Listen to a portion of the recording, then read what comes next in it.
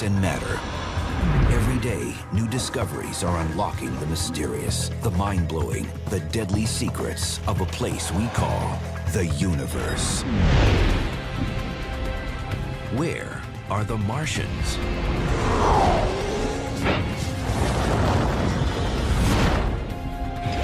On the red planet's poison-packed surface? Or in newly found sources of water? Did Martian life survive an apocalyptic attack? Are Martians microbial or monstrous?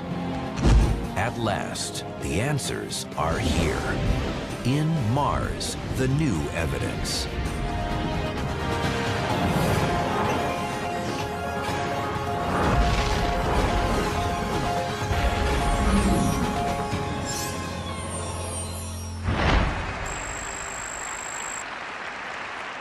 I believe we can send humans to orbit Mars and return them safely to Earth. And a landing on Mars will follow. When we land on Mars,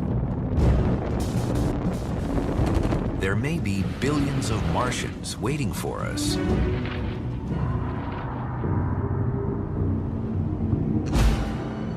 Only they probably won't look like this.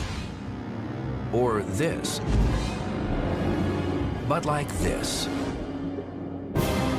Microbes, bacteria evolved to survive on a planet with 1% of Earth's atmospheric pressure. An arid world where temperatures can plunge to 220 degrees below zero. Now, even if that upper surface is so nasty, that doesn't mean that just a little ways under the surface wouldn't be a much happier place for microbial life on Mars. Is there life on Mars? Just a decade ago, my answer would have been very different than it is today, because we've learned so much. A few decades ago, it would have seemed like science fiction. But we now know that on Earth, some bacteria cluster around thermal vents at the bottom of the sea. Others thrive in pockets of liquid water inside 12 feet of Antarctic ice. Our knowledge of microbial life on Earth has increased so much that I think, there's still a good chance that some kind of primitive life may have formed on Mars and existed there at some point. How could life have first formed on Mars? Maybe with a flash of lightning. The spring of 2006. Even as some scientists are claiming Mars doesn't have lightning, Earth-based microwave detectors find it in friction-filled storms of red dust. But it's not lightning like we know it, associated with rainstorms. It doesn't rain on Mars. It's what's called dry lightning. And this dry lightning, or static electricity, could have been the trigger for Martian life.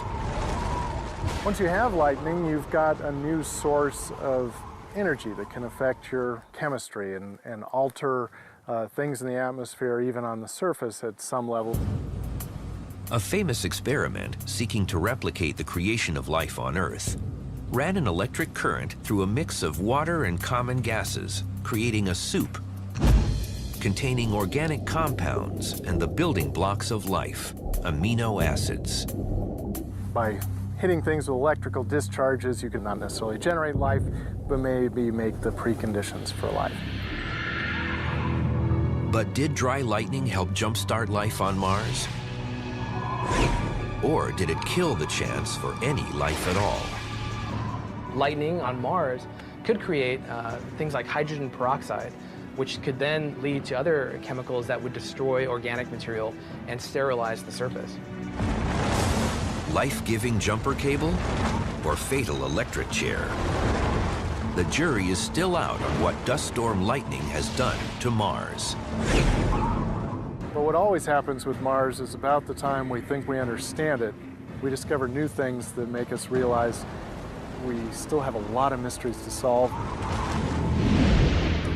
So how do you find bacteria, too small to be seen, living under the surface of a planet 48 million miles away? The life that's most likely to be prolific, the life that you'd find the most number of organisms, if they did exist, is the one that's hardest to find of all. Like climbers, scientists look for life on Mars by making connections, linking this observation to that deduction, hoping the evidence leads in the right direction. And if the facts aren't there, you start over. It's hard to look for life, so the mission designers have said, well, let's first figure out if there are habitable places, if there are places that would be friendly to life. And the key element for life as we know it is water. On Earth, liquid water is required for life. Even if it's a small pocket in the heart of a glacier, you still need the fluid nature of water for the processes of life to take place. According to early space probe photos, Mars was just a dead red rock. Its thin atmosphere was mostly carbon dioxide. And so it seemed were the polar ice caps. You know, in the 70s, we might have expected that there was no possible water or life on Mars. The picture is much different today. In the 21st century, more advanced space probes have revealed that a lot of the earlier information was wrong. It turns out there's about 100 times as much H2O in Mars' polar ice caps as in all 5 of North America's Great Lakes. So even in the polar caps today, there's probably enough water to cover the surface, about 20 or 30 feet deep. But it's really not about whether we think there's water on Mars, but whether there's liquid water on Mars. That's the key question, because even microbial life could not have evolved on Mars unless there was liquid water early in the planet's history. In order to find liquid water on Mars, we actually look in a whole variety of ways. From 1997 through 2006, NASA's Mars Global Surveyor searches for water-based minerals using a highly sensitive spectrometer. Every chemical element has a particular signature associated with it, a sort of fingerprint. And when light interacts with it, it re-emits that light in a very specific way that's characteristic to that given element. And so that's telling you what things are made of by just looking at the light they emit. It's similar to the way the human ear can pick out specific vibrations. Some notes boom out. Other notes are not so loud. In much the same way, spectroscopists are interested in selecting out those particular lines. The Surveyor spacecraft hit spectrographic pay dirt. Hematite, a combination of iron and oxygen. Hematite shows that ancient Mars could have had flowing water because the mineral is also found on Earth in environments that once interacted with liquid water. These round rocks from Utah, they formed in a sandstone by fluid water flowing inside the pores of the rock and moving iron around so that the iron actually cements together these little spheres. And the ones on Mars are quite a bit smaller than these, but they're thought to form the same way. The Surveyor's mission is over, but today 5 probes are taking pictures and measurements of Mars. Europe's Mars Express circumnavigates the equator. NASA's Mars Odyssey and the more recent Mars Reconnaissance Orbiter, or MRO, soar over the poles. Meanwhile, 2 robot rovers explore the surface, seeking evidence of ancient water in the rocks. Spirit is in a very hilly, rocky, dusty, rugged kind of place. It's very sort of reddish and bright when you see the pictures from that rover. Opportunity on the other side of the planet is in a very flat place, darker, more kind of a chocolatey brown color than a reddish color. In the spring of 2008, the 5 probes are joined by a 6th.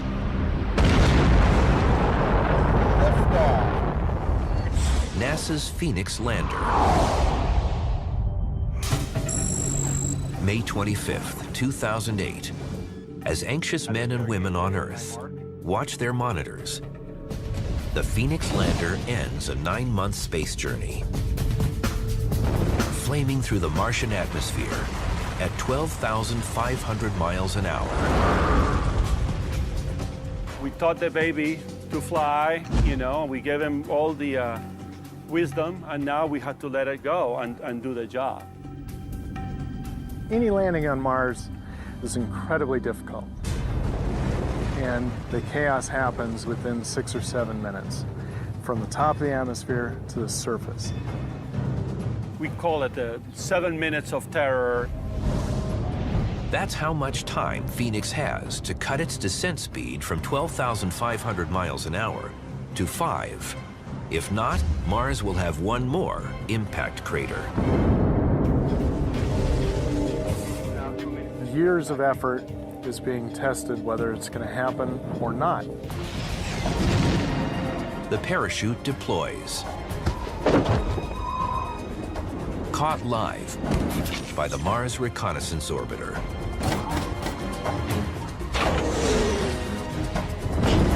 Thrusters slow the plummet for a near-perfect landing near Mars' North Pole. Touchdown signal detected.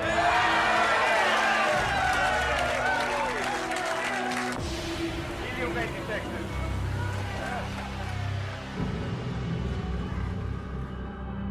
Phoenix will search for frozen water under the surface.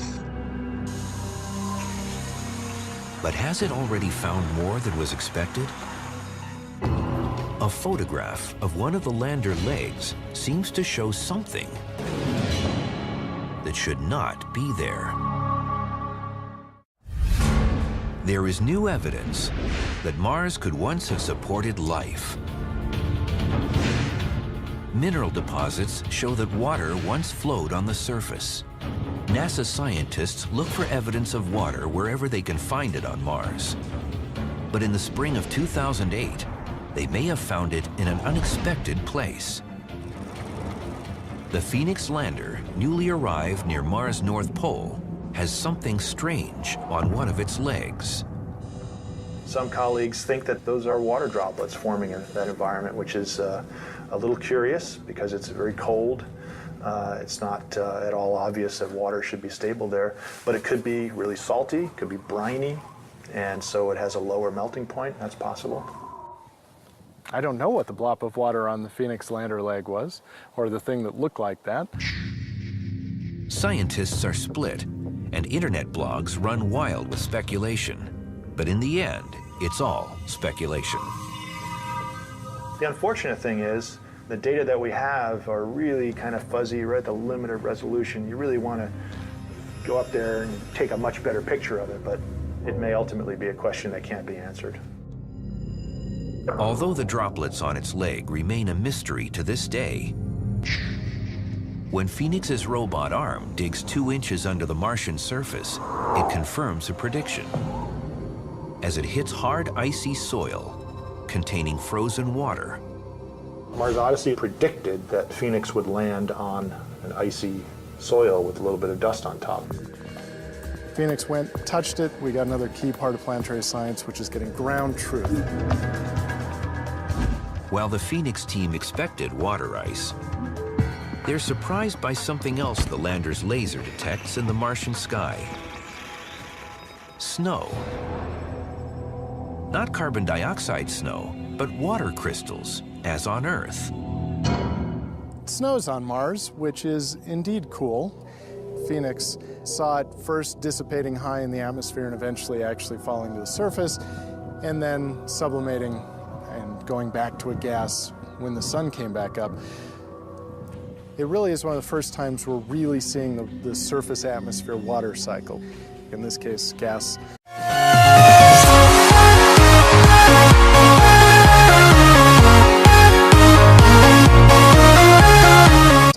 Solid back to gas.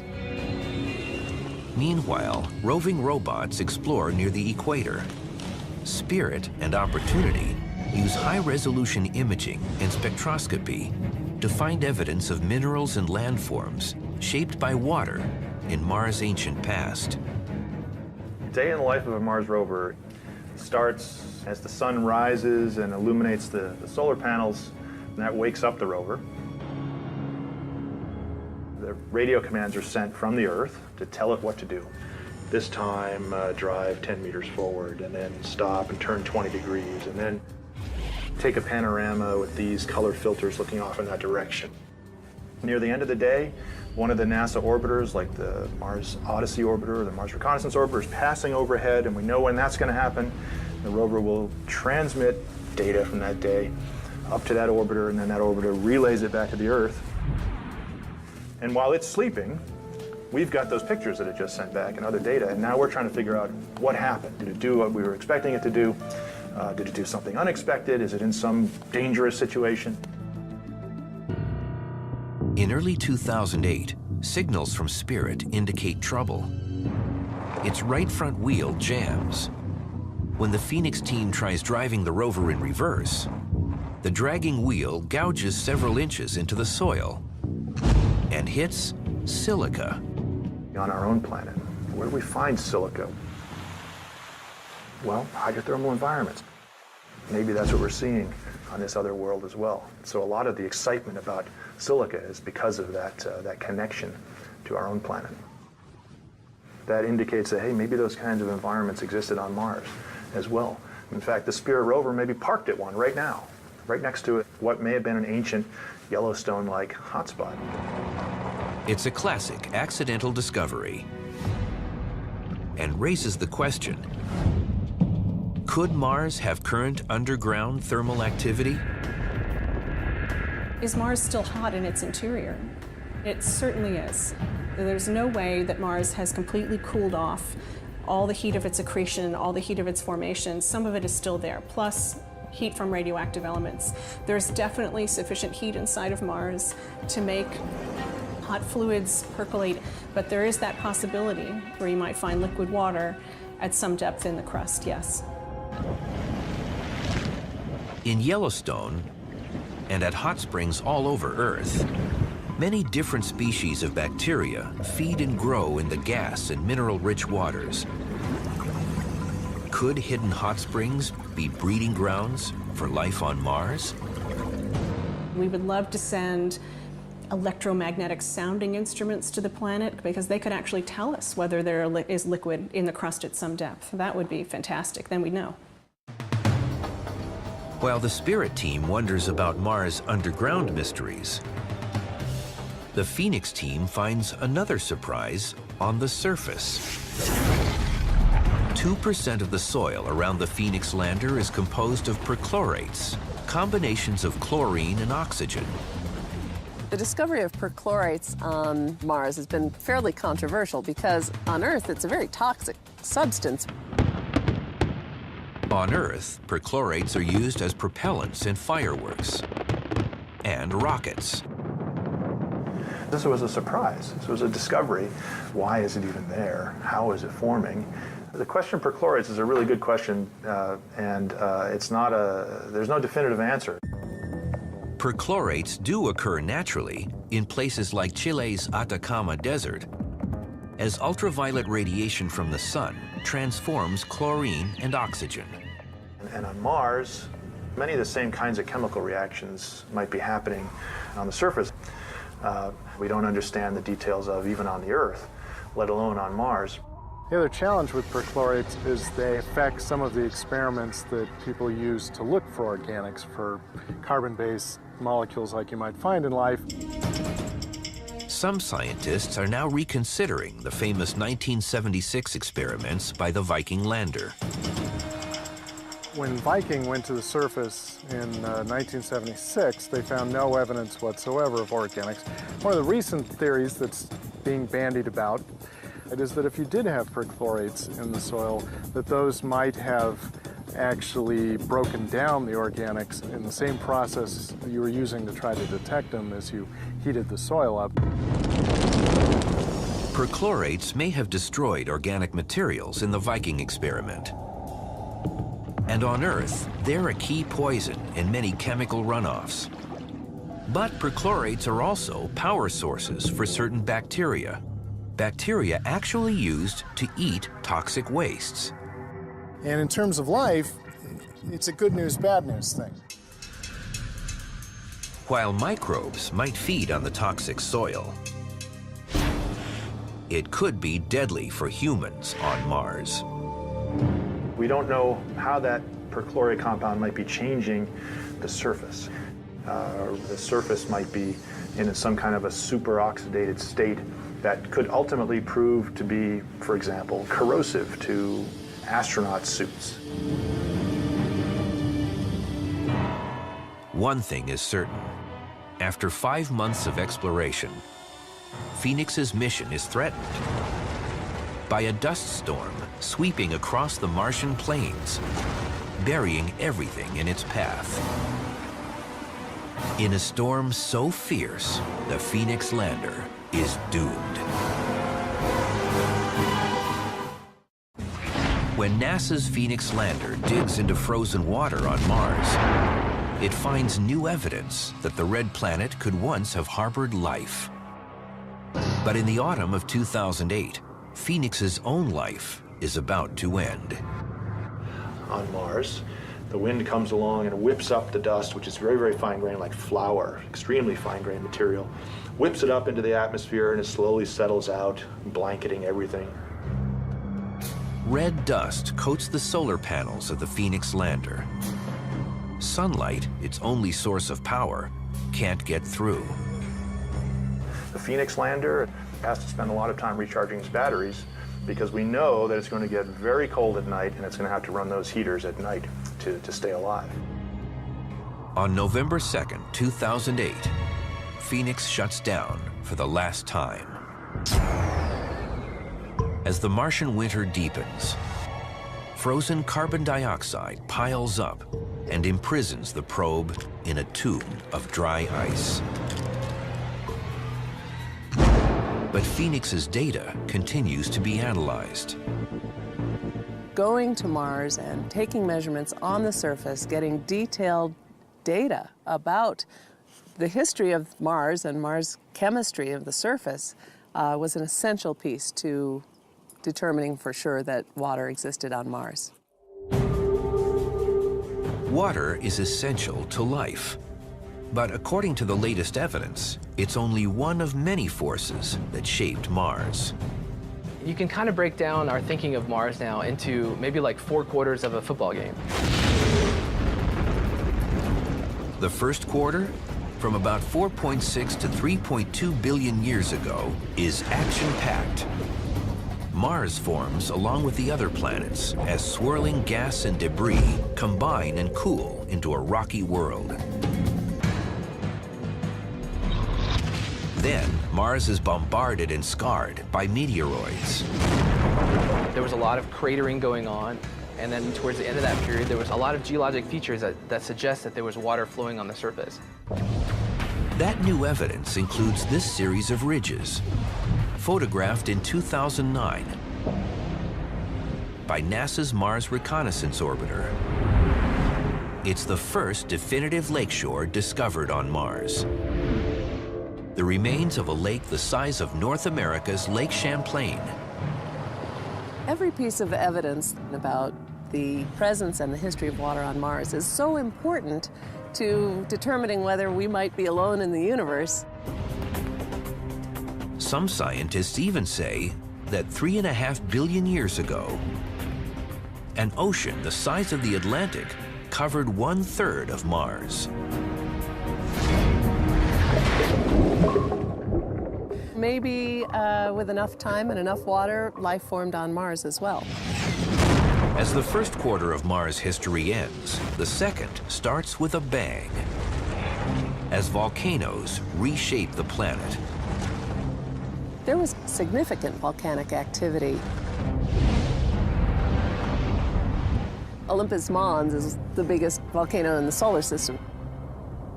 So we know there were big volcanoes in the past. Mars is blanketed with black volcanic basalt, like the basalt found around Hawaiian volcanoes. And the chemicals released from volcanoes, including sulfur, mix with the water that was left and make things acidic, kind of like acid rain on Earth and that sort of thing. At the same time, the atmosphere seems to be shrinking and water becoming more scarce and less stable on the surface. The loss of Mars's atmosphere meant that liquid water could no longer exist on its surface. Water exists on the surface of the Earth only because of the atmospheric pressure pushing down on it. Whatever water is on Mars evaporates or freezes.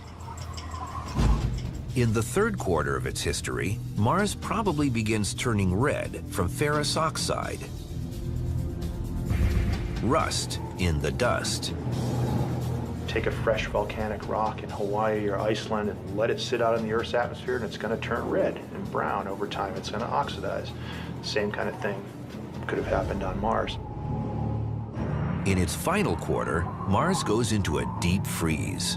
From around 100 million until 2 million years ago, large glaciers form and carve out new patterns in basins and craters. From a warmer, wetter planet to a cold, dry world. Mars in a nutshell, according to recent evidence. It had a thicker atmosphere, it had water, it may have had rain, it had snow, it has all kinds of things that are familiar to us. And it's just fascinating to think that we can go back in time with these missions and study an early sort of Earth-like Mars that's now gone. But while there's strong evidence for past water on Mars, these 2009 satellite pictures seem to show something impossible. Flowing liquid water on the surface. There could be events when water that has been kept subsurface or frozen comes gushing out and runs down the walls of these craters. This is one of the most exciting things in the past decade, is seeing those pictures of the gullies. Because when I grew up, I was taught that there's no way liquid water could be stable on Mars today. And this kind of flies in the face of the physics, right? And that's kind of exciting, because it means that we might have something wrong. The initial announcement of finding them proposed that the ice that was melting or an aquifer coming up. There's a whole different set of theories and recent study that it could be from carbon dioxide, the dry ice going to a gas, and then that gas basically doing a gas lubrication of the sand that's flowing down. And frankly, it's still in the midst of exploratory science right now.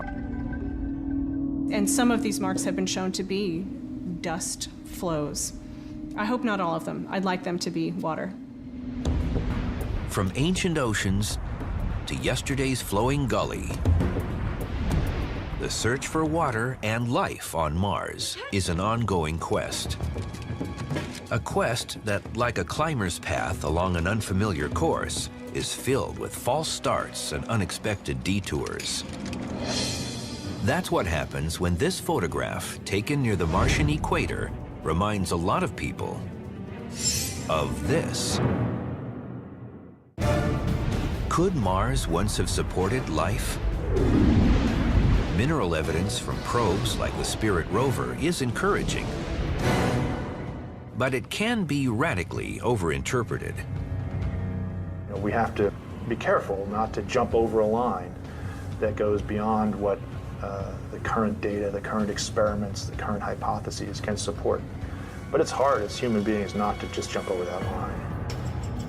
In 2008, thousands jumped to an incredible conclusion when a picture taken by NASA's Spirit rover goes viral across the internet. Doesn't this figure look amazingly like pictures supposedly taken of Bigfoot? Is this proof of life on Mars? No. It's a 2-inch tall rock.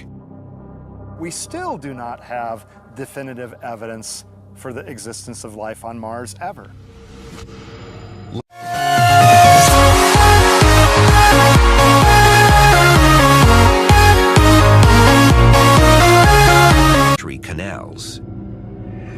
the 20th century face.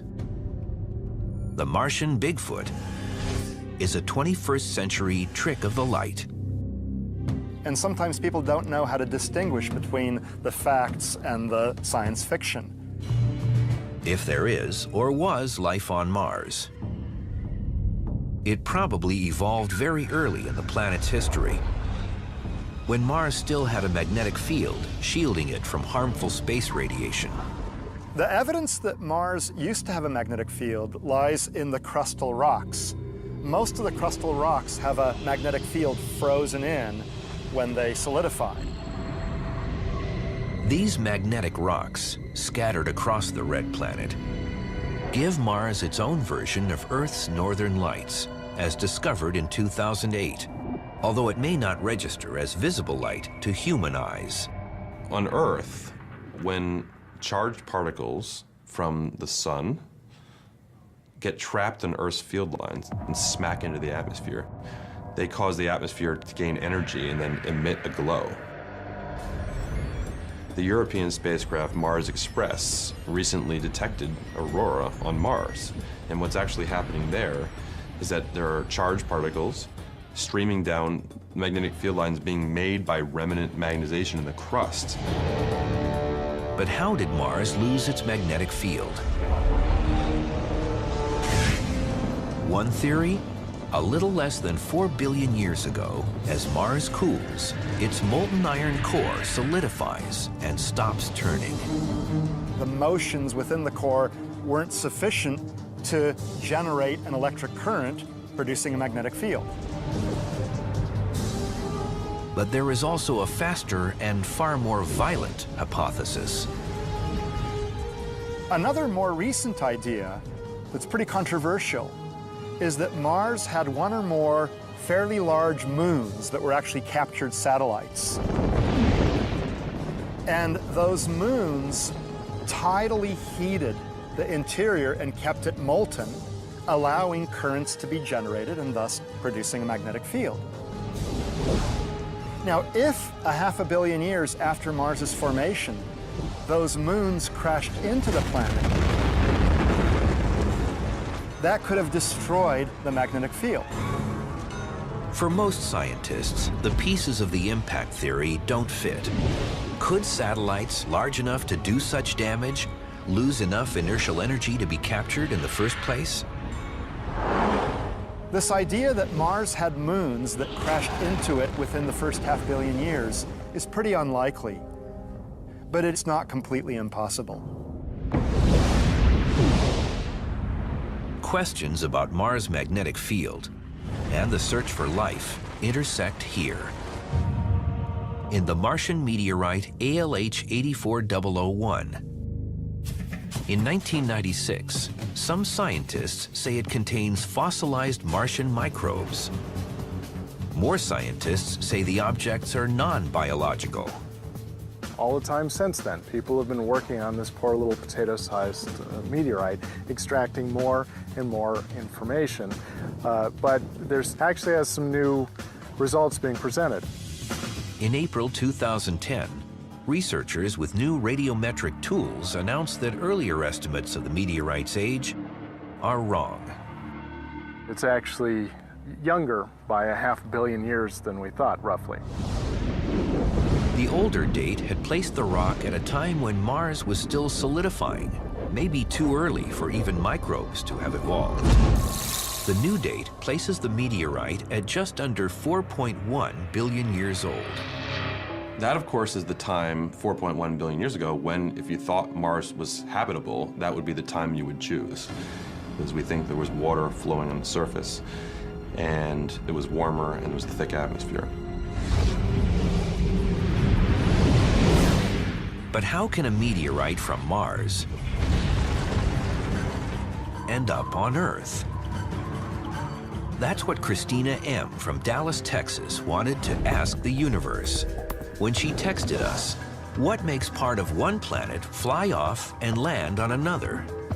Great question, Christina. We've actually found meteorites here on Earth that are undeniably from Mars. There's about 50 of them known. Well, what we think happens is that asteroids occasionally slam into Mars and throw chunks of rock out into space, and Earth's gravity can also pull them in. So they land here, and we find them, and in this way we can actually study pieces of Mars here on Earth.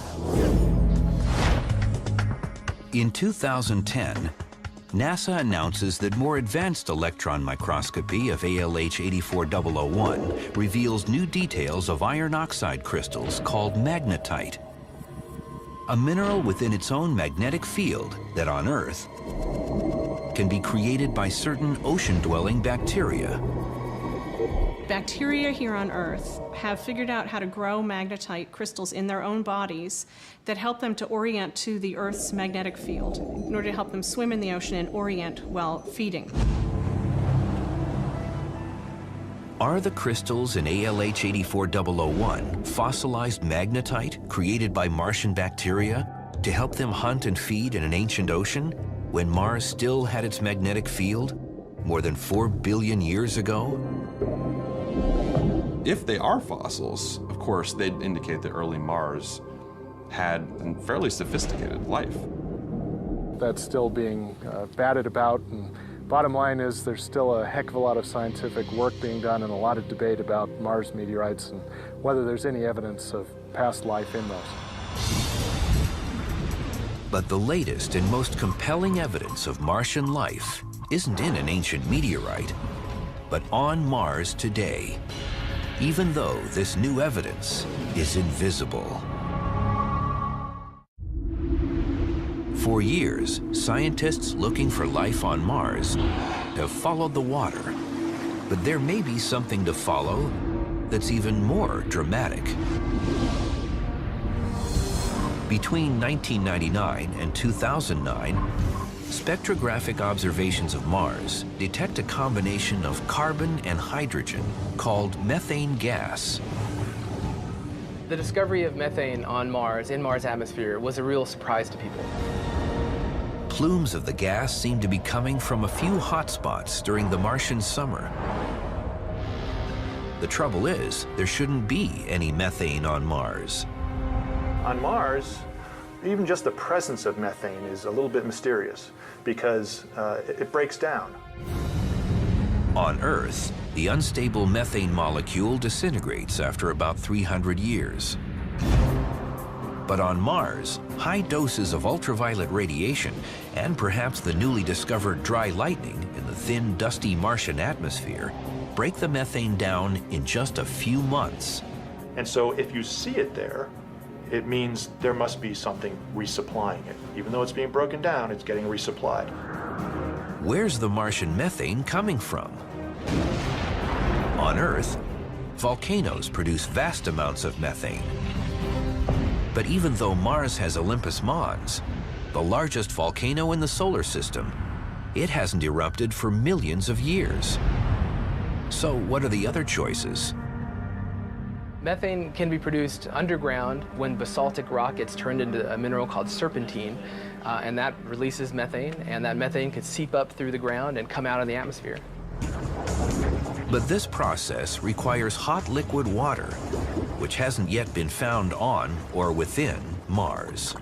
Could be volcanoes, which we don't know to be active on Mars, so that would be interesting. Could be some subsurface chemistry with liquid water, which we don't know to be on Mars, so it would be interesting. Or it could be due to biology. On Earth, 90% of methane comes from bacteria in animals and plants. Is the Martian methane coming from underground colonies of bacteria? The discovery of methane on Mars led to headlines of us having definitively found evidence for life on Mars. And entire chat rooms were set up to discuss these various creatures. But in fact, though the discovery of methane is interesting, it doesn't mean that we found creatures wandering around on Mars. Maybe it is life. It's an arrow to something, and maybe the thing at the end of the arrow is life. The search for the source of Martian methane has become a priority for explorers and is on the mission list for the next rover to be sent to Mars. So we're looking at a so-called test bed version of the Mars Science Laboratory rover. And the Mars Science Laboratory, when it gets down to the surface, will measure methane. So we'll know the answer once that rover gets down there. The Mars Science Laboratory, dubbed Curiosity, will launch in the fall of 2011 and land in 2012. It's the size of a small car and will use an amazing new landing technique, the sky crane. At about 60 feet above the ground, the rover is separated from the descent stage and lowered on a line, which we call the bridle, and slowly lowered to the ground and lowered to the ground. When the rover's wheels touch down on the ground, the descent stage detects that, it cuts those lines, and then it flies away and it crashes safely far away, and the rover is on the ground on its wheels, ready to go do its job. The high-frequency radar, essential to the sky crane landing, is mounted to a helicopter and taken for a test drive at California's Edwards Air Force Base. When you're coming down on Mars, we do a bunch of simulations and analysis to go ahead and give us bounds of what we expect to see in terms of descent angles, in terms of attitude rates on the parachute. During the entry, descent, and landing, the radar tells us where the ground is and how fast we're going. That information is used by the control system to control the thrusters to make sure we touch down at a nice, gentle speed. We test little pieces here and little pieces there. So the first time that we tested for real is on Mars. The key objective of the Mars Science Laboratory is to search for signs of ancient habitats. And so the rover will rove up to areas that had been soaked in water in the past and may have trapped organics. So if we find those kind of layers, we can go up to that kind of a rock and we can drill into it and take the material from inside the rock and tell with a lot of precision what the rock is composed of and whether there's organics in there. The Mars Science Laboratory will be one more link in a chain of exploration to understand that bright red dot in the dark night sky. Put together all the new evidence, and it adds up to the need for more evidence. We don't know how the magnetic field was lost.